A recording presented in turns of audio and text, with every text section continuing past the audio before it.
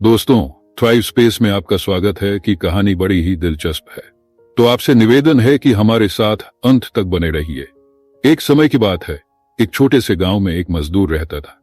हर दिन वह मिट्टी खोदता, उसे अपने गधे पर लादता और बेचकर अपना गुजारा करता था। एक दिन मिट्टी खोदते समय उसकी कुदाल किसी गर्म चीज से टकराई। उत्सुकतावश उसने और खोदा और एक चमकता हुआ पत्थर पाया।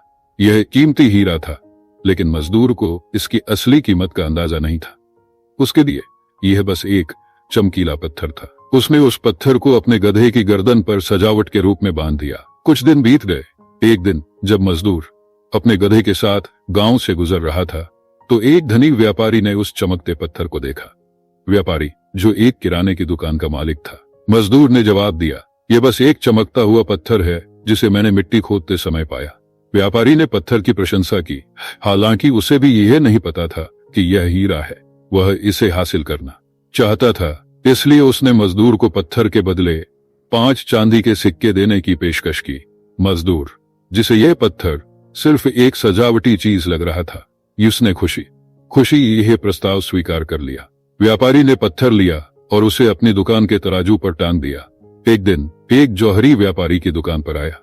जैसे ही उसकी नजर उस पत्थर पर पड़ी, उसने तुरंत पहचान लिया कि यहाँ एक दुर्लभ और बेशकीमती हीरा है। उसने व्यापारी से पूछा, यह तराजू पर लटकता हुआ सुंदर पत्थर क्या है? व्यापारी ने सहजता से जवाब दिया, यह बस एक चमकता हुआ पत्थर है जिसे मैंने एक मजदूर से 5 चांदी के सिक्कों में खरीदा था। जौहरी को अपनी कानों पर विश्वास नहीं हुआ। उसने पूछा, क्या आप इसे मुझे बेचेंगे? व्यापारी ने मौका देखकर कहा, हाँ, लेकिन केवल 10 चांदी के सिक्कों में।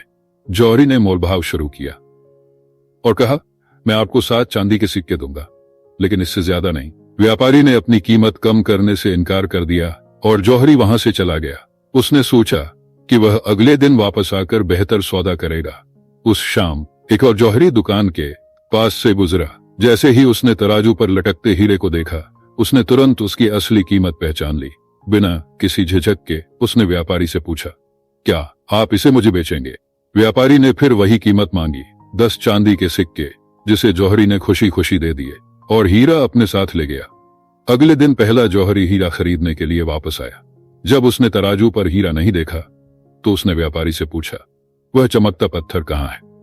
व्यापारी ने जवाब दिया, कल शाम एक सज्जन आए और इसे 10 चांदी के सिक्कों में खरीद लिया। वह सिर्फ एक चमकता पत्थर नहीं था, वह एक बेशकीमती हीरा था जिसकी कीमत हजारों सोने के सिक्के है, और तुमने उसे मात्र 10 चांदी के सिक्कों में बेच दिया। व्यापारी यह सुनकर दंग रह गया, लेकिन फिर उसने मुस्कुराते हुए कहा, मुझे नहीं पता था कि वह हीरा है, लेकिन तुम्हें तो पता था। फिर भी तुमने सिर्फ कुछ चांदी के सिक्कों के लिए मोलभाव किया और चले गए।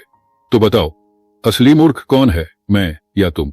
जौहरी का चेहरा पीला पड़ गया, क्योंकि उसे अपनी गलती का एहसास हुआ। उसने लालच और मूर्खता के कारण अमीर बनने का मौका गंवा दिया। वह भारी मन और पछतावे के साथ वहां से चला गया। इस कहानी से हमें 3 महत्वपूर्ण सबक मिलते हैं। पहला सबक, जीवन में हम सभी को मौके मिलते हैं, लेकिन अक्सर हम उन्हें पहचानने में असफल रहते हैं। मौके कभी इंतजार नहीं करते और शायद ही दोबारा आते हैं। जैसे पहला जौहरी, हम भी झिझक और पहचान की कमी के कारण पछताते हैं। दूसरा सबक, जिद्दी होना महंगा पड़ सकता है। जीवन में लचीलापन जरूरी है। अगर आप परिस्थितियों के अनुसार खुद को नहीं ढालते, तो मूल्यवान चीजें खो सकते हैं। तीसरा सबक, किसी अवसर पर तुरंत कार्य करना चाहिए।